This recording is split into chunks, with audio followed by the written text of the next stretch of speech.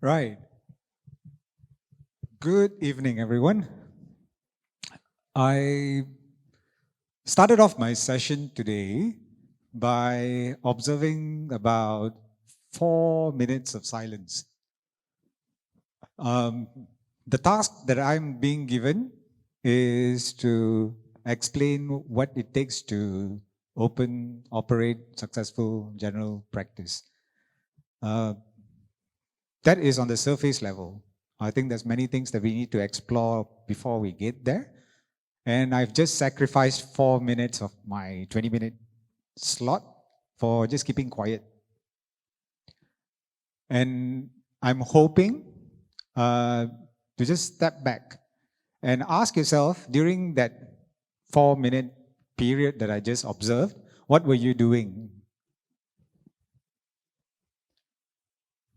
So have it as a self-reflective thing. And part of the journey that I need to be able to talk to you today is how to actually make sense of a lot of things that is happening and a lot of the changes that you're going through. It's going to be a very personal journey. You're going to make a lot of personal choices. So the aim, the little bit that I need to share with you is how do you start? We've had very good speakers today, all of them, much better than me. And all of them was explaining to you how they've connected the dots in their life, how they went through a period of uncertainty, how they went through a period of self-doubt, how they weathered naysayers saying that they can't do what they proposed to do. And they came out the other side. And all of a sudden, we have a Hollywood movie description. Don't you think so? Right? And for us, it's like, how if that does not happen to me? Maybe they were lucky. Maybe that's not my luck. You know, I buy lotteries and I never hit lotteries, right? So you have here a situation, if I put this stage here as a journey, you are at this point where you're going to go through this entire wilderness, if you care to use that, to seek that metaphor, right? You're going through this wilderness, and then you're going to come out from that wilderness and you're going to say, aha, I made it. From Captain Ariva's situation, if you come to the port. For another person, it's like, look, I found what I've been seeking for after I was lost. So I'm not going to talk to you about here, from your aha movement going forward. I think that is, wow, I made it. And now I can reap the benefits of my risk-taking. I want to go slightly back. I want to go to day 0. You've come to the summit. We've done a good list of work. And you're going home, all fired up. All right, I'm all pumped. I went to the summit. I'm going to do something with my life. So you're day 0, right? What are you going to do day 1? That is what I want to talk about. Because if we can figure that part out, then I hope that eventually one of the pathways that you might select, and there's many pathways being presented to you, if it is that you want to be able to do a successful GP practice, you pick it up after you come through the wilderness, but not before. Too many choices. You've got too many choices here. You need to know what to do here. Are we on the same page for today's presentation? Are you guys okay with that? Yeah? All right, good. Now, let's start. Now the presentation starts, right? Okay, I would like to first of all thank, I would like you all to help me thank a few people. The first group of people I would like you all to put your hands together to thank is all the volunteers. They, like everything else in our life, our journey is a journey that's made comfortable because of their discomfort, correct? And they are all volunteering. So in my books, they are already experimenting and they are already going outside their comfort zone to try and volunteer to do something that they don't have to do. And technically, being volunteers, by definition, you don't get paid, right? Right? And that is something I want you to just keep in mind as we proceed. The second group of people that we want to actually just thank, and put your hands together for Medic Footprints. And put your hands together for Vishnu, because he's been a really good, gracious host. Help me thank Dr. Selina and Dr. Vivek. And now the largest round of applause of all. This one you have to knock yourself out. I want you to give a clap to yourself.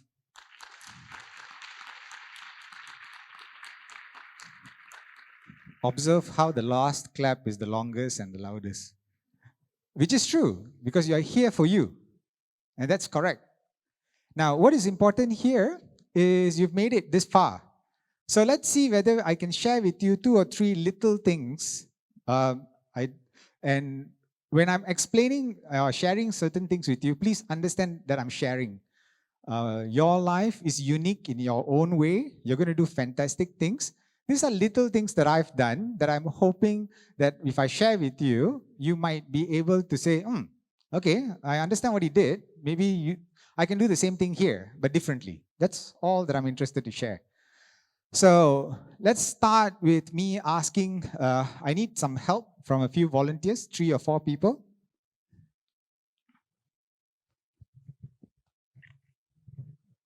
I just need somebody to help me hand this out. I've got a bit of gifts, my kind of gift, which is usually a handout during lectures, right? I would like you to help me distribute it to everyone. If I can get some of the volunteers we thanked just now. Shall I ask the boss herself? No, pity her. Let her sit down, because she's been really stressed out with all the other work that she had to do. Right. Now, there's only one condition for the gift that I'm giving to you. Don't open it here. Right? Wait until you get home or even after the seminar to open it. So everybody's going to get one. Let that get distributed. What I'm passing to you is tools. As human beings, when we get encountered with the unknown, it becomes very important for us to seek the known. Correct? So if you're now going on a journey, and this journey is going to be self-defining, you're going to let go who you are, and you're going to become who you choose to be. Interesting words carries with it tremendous risk. It's like putting your hand into a cage and you don't know whether there's a tiger or a very friendly party shaking your hands the other side. But that's what you're going to be embarking on. So we need to give certain tools. This, what I'm handing out to you, is one of those tools. I hope that it will make sense to you later. If not, I've done a very bad job. All right. Now, let's go back, right? We want to talk about how is it that you're able to look at setting up GP or whatnot. When you are looking at that, there's 2 parts that you actually look at if you want to build a successful GP practice. Only 2 things. And I'm going to just share that with you and then we'll move along. The first thing is you need to define what skill sets you need to acquire. Because if you're going to open a GP, you're going to hire people, you're going to do accounts, you need to buy inventory, you have to do marketing. So this is our skill set acquisition. It comes as a list, you tick it off, you go and learn, you study, you acquire the knowledge, done. The second prerequisite is you need to choose your entry level. That means, are you going to set up your GP practice from scratch? Are you going to buy an existing GP practice? Or are you going to join a franchise? Or you're going to take up as a partnership? Done. You get these 2 correct, you're well on your way to having a very successful GP. Put that aside. But before that, we've got a bigger issue at hand. We have an issue that is looking at how is it that you can now build and acquire things that will take you to become not a business owner, but an entrepreneur. To me, those are 2 different things. They're tired of this slide, so can I have the next one? Thank you.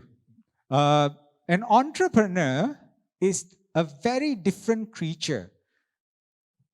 If you choose to make a choice, the first thing is achieving clarity. There's a big difference between who is a business person and who's an entrepreneur. A business person's challenge is actually very simple.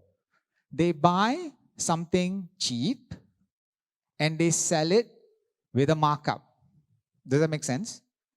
So, if I want to be a business person, and since I like pizza so much, I want to buy or make pizza at $5 and sell it at 10. So I make 100%. Correct?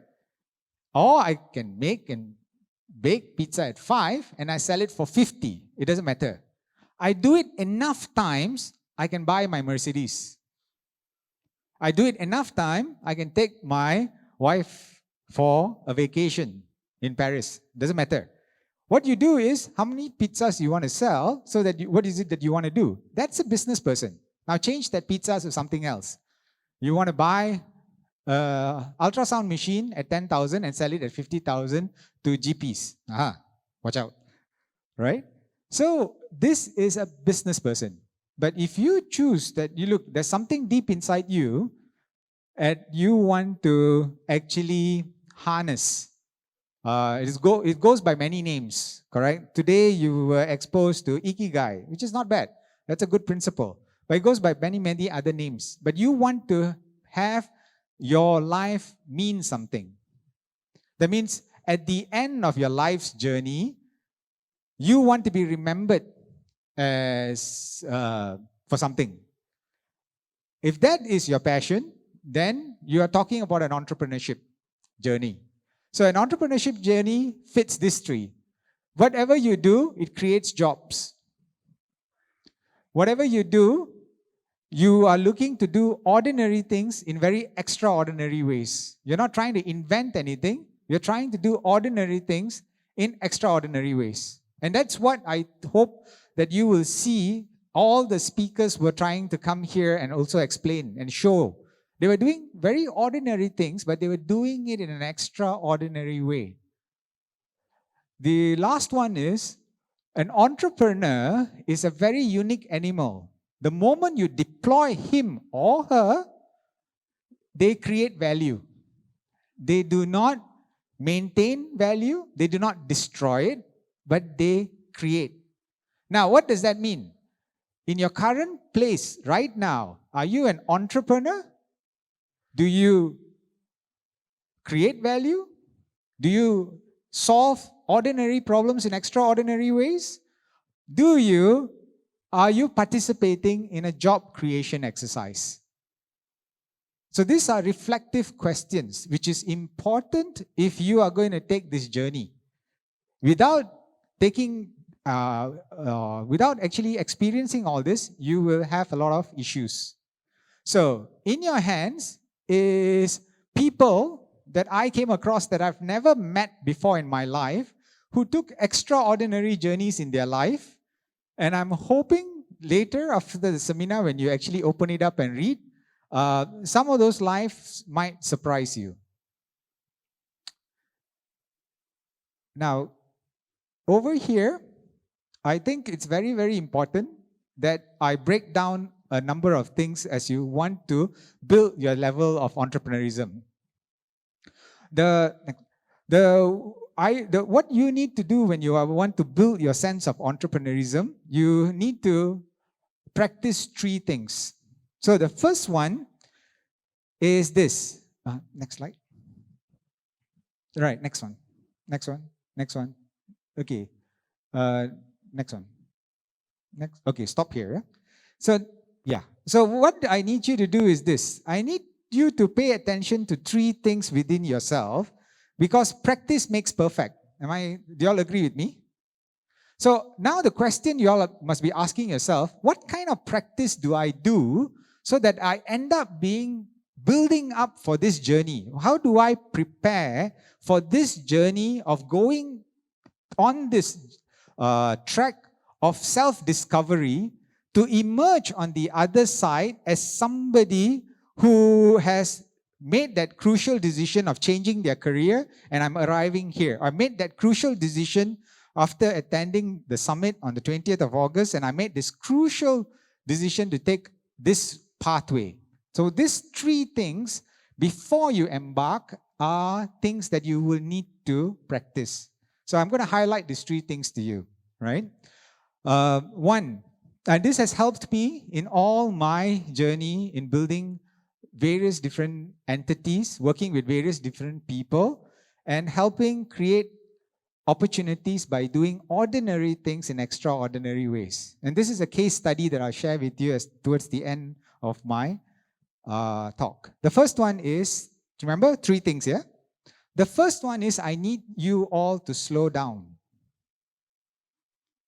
That's what we did at the beginning of our session. Before you make a big decision, we should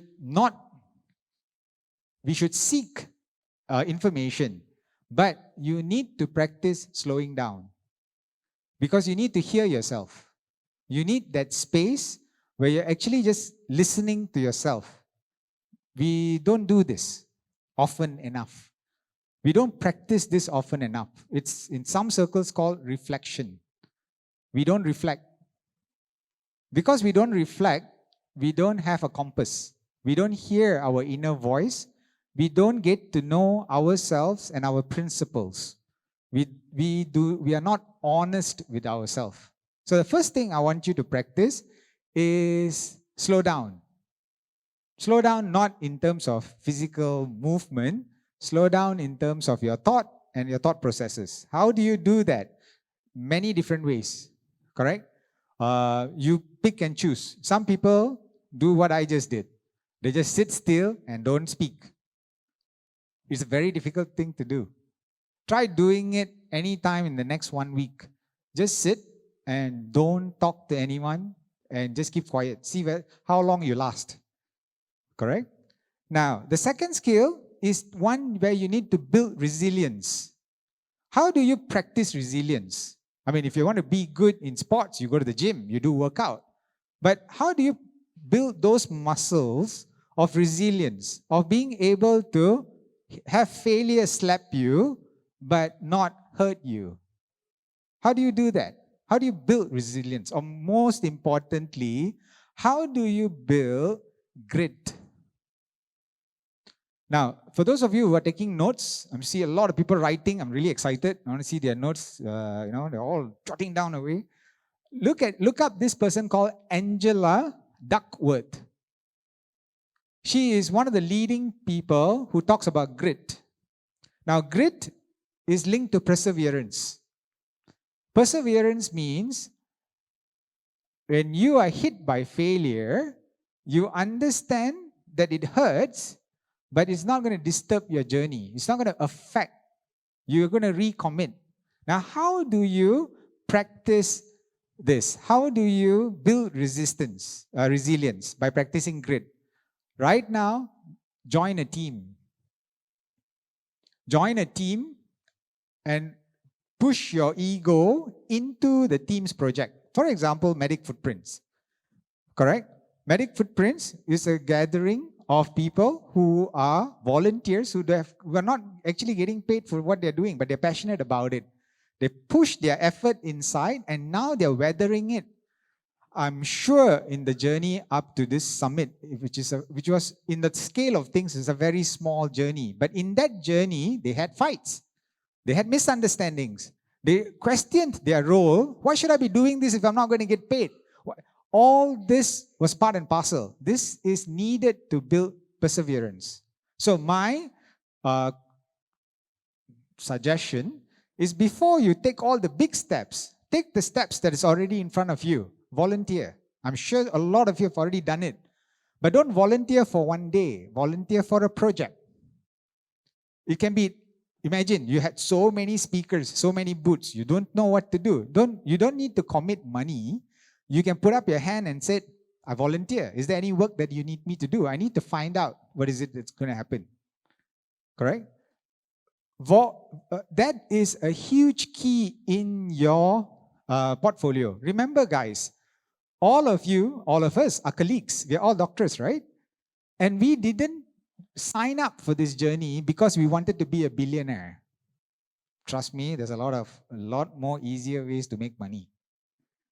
Right? You don't have to go through all this to become rich. That's not what we signed up for.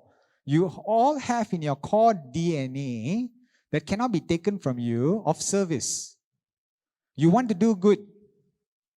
You started this journey because of that, regardless whether your mom told you, your dad told you. Forget about all that. Your core DNA that allowed you to survive until today is you wanted to do service. Correct? Go back to the core, opportunities will open, even if it means opportunities for you to excel, earn, get satisfied with your careers, doesn't matter. But my suggestion to you on the part 2 is to build resilience, volunteer. That's number 2. Number 3, you need to learn how to be a lone wolf. In this journey, you are alone. The faster you get to grips with that, the better you are. Now, because the journey is a self journey, you want to be somebody else, right? You want to experience a different part of yourself. You cannot do this if you are not a lone wolf. So how do you practice being a lone wolf? Take a walk. Me and Vivek, we always share a lot of things from Steve Jobs, correct? And one of the key things that he does is he takes bloody long walks. But there's a reason for it. Because he's alone in his attempts to do ordinary things in an extraordinary way. To be a lone wolf, I propose you take a walk. Of course, Selena does something more extreme. I think she goes rock climbing. Correct? So what happens is engage in an activity where your only companion is yourself. You need to build that relationship because as you travel this journey in the wilderness, it will keep on throwing you into self-doubt. If you do not practice, you can't survive that journey. If you do not know who you are by spending time, you need to spend time to get to know someone. I mean, unless you're see today, marry tomorrow kind of person, you will need time to get to know your spouse or your future spouse. How much time are you spending getting to know yourself? When was the last time you took a walk and enjoyed being by yourself? If you don't do that, you can't emerge in a leadership position where you're showing a vision.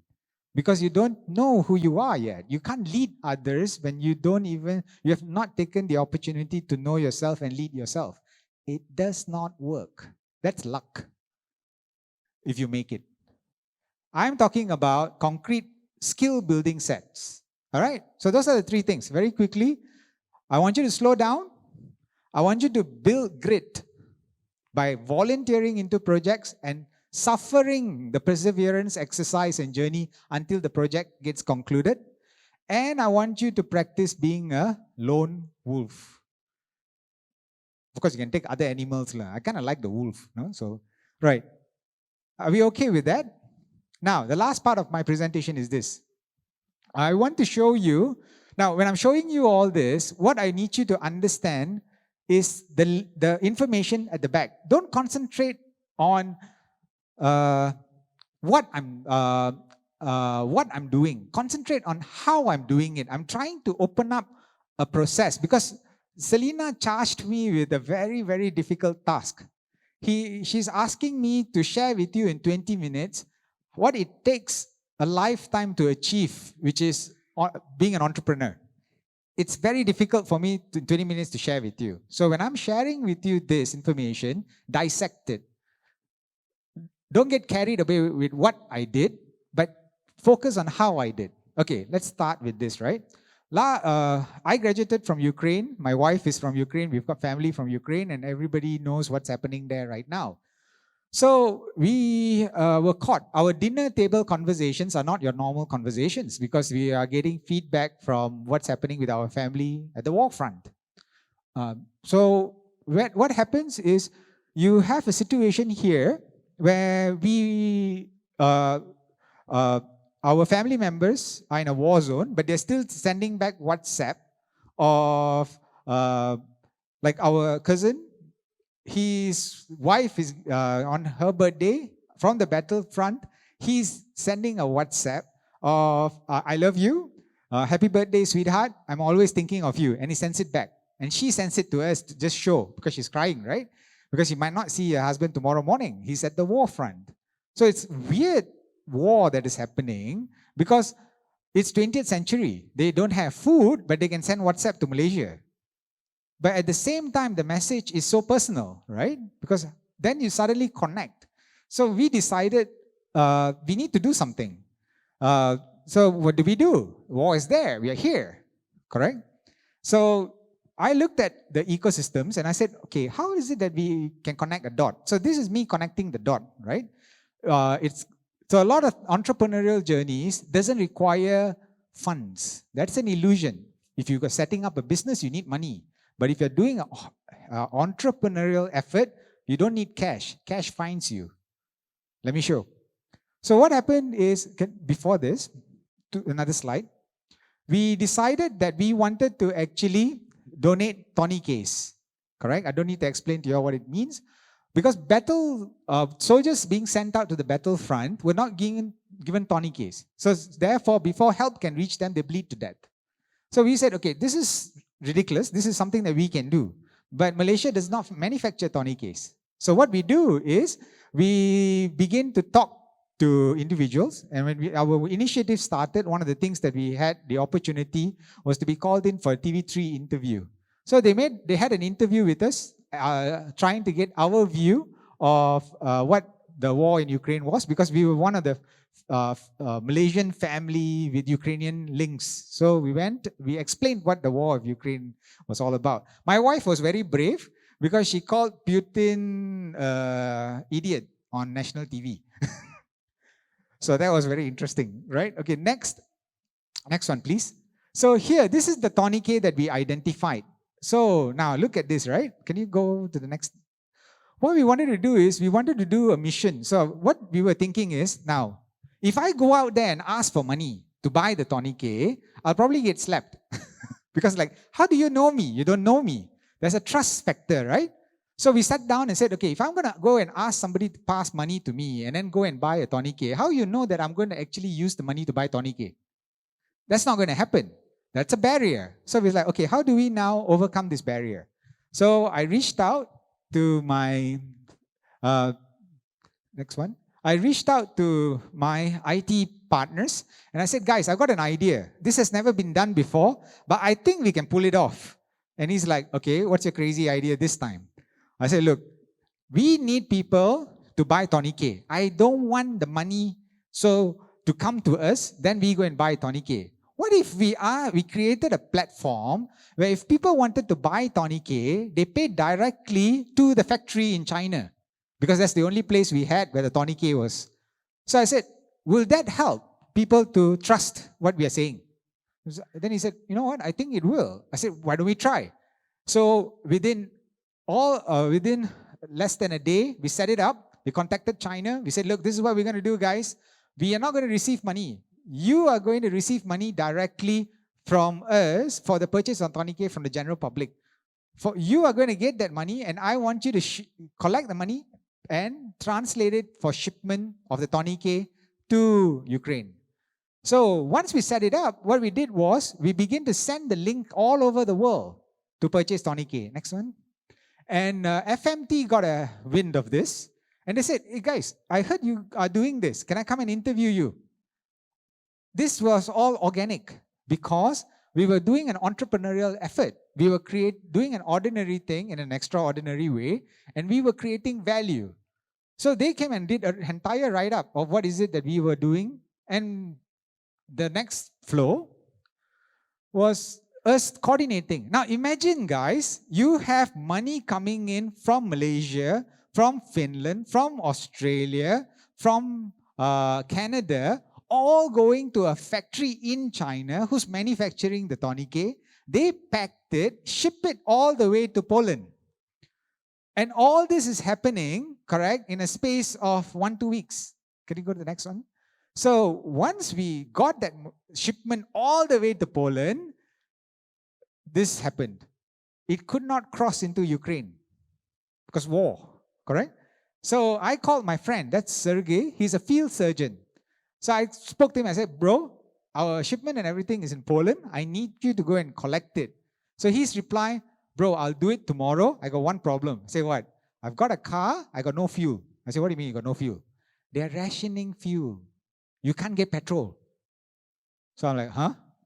So it was all these weird problems, right? So he managed to get fuel, drove all the way to Poland, picked it up to pass to his friend to take it to the battlefront. And this one was sent to us from the military of Ukraine after they received our tourniquets.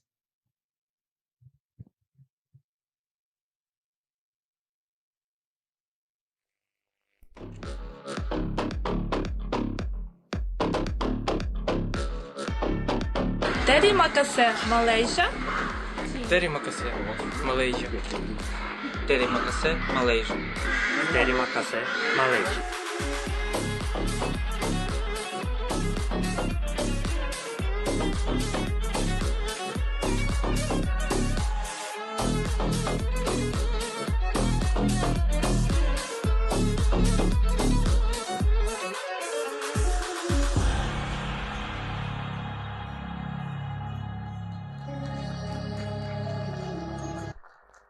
Thanks, guys.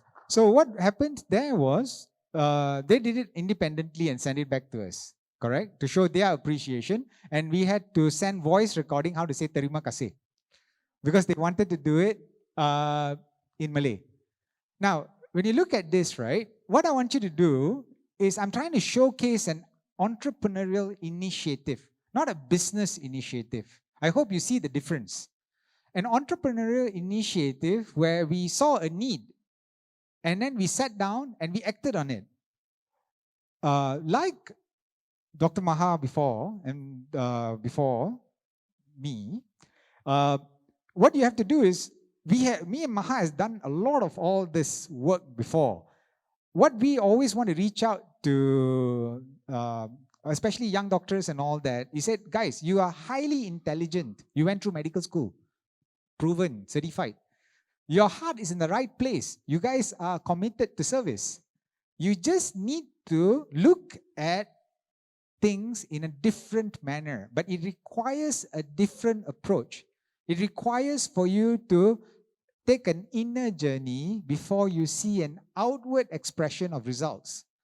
So over this part here, what I'm trying to show you is you don't need to be a tech guy. I'm not. You don't need to have money. I did not have cash. You just need to know that you have identified something that requires a medical doctor's attention. In this case, I said, I am not going to sit while soldiers are dying, especially young boys. You're talking about 17, 18, 19-year-old boys dying just because they can't get tourniquets. Correct? That becoming a problem statement, I begin to deploy systematic approaches overcoming borders. You are surrounded by this kind of people. Selina, Vivek, they all formed medic footprints on that same note, that inner drive for the spirit. You've met a lot of speakers, all having the same thing, same DNA that's in you. You just need to brush it up and realize it's in you as well.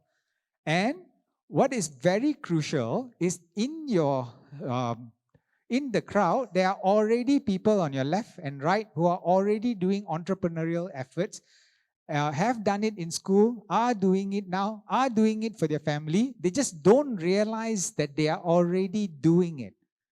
They realize, they think that it's something that you have to go out and acquire. No, it's already in you. This kind of seminars and all that are just so that you can be reminded that the formula for success or the ingredients for your growth and your happiness and all that is already inside you. So this is just a reminder, correct? If you take it in that manner, you're well on your journey to make a difference in your life, and most importantly, in the life of others. And that's pretty much it. Thank you, guys.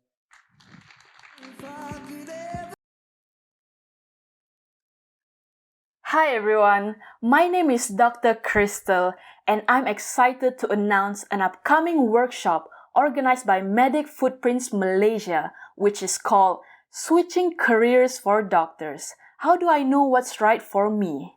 This workshop will be held on the 14th of January 2023 in Klang Valley, where I will be speaking alongside well-known speaker and trainer Capt Ariva. In this workshop, you will learn about how to understand yourselves better and in turn gain more clarity in finding a career that is right for you, that is aligned with who you are. Here, you will also learn about how to shift into your ideal self and create your desired reality. You will learn about becoming more aware of your fears, doubts, limiting beliefs, and how to overcome them. And lastly, you will learn about goal-setting techniques in order to reach your goals. Who is this workshop for? This workshop is especially for doctors who want to discover their unique self, so that they can find a career and ultimately live a life that is aligned with who they truly are. So if you're a doctor and you're feeling stuck or overwhelmed in your current career, and you want to venture out into something that is more fulfilling and meaningful, but you don't know what to do, then this workshop is for you. Tickets are now up for grabs, so hurry up and purchase your tickets now because seats are very limited. I'm excited to have you on the workshop and I will see you then.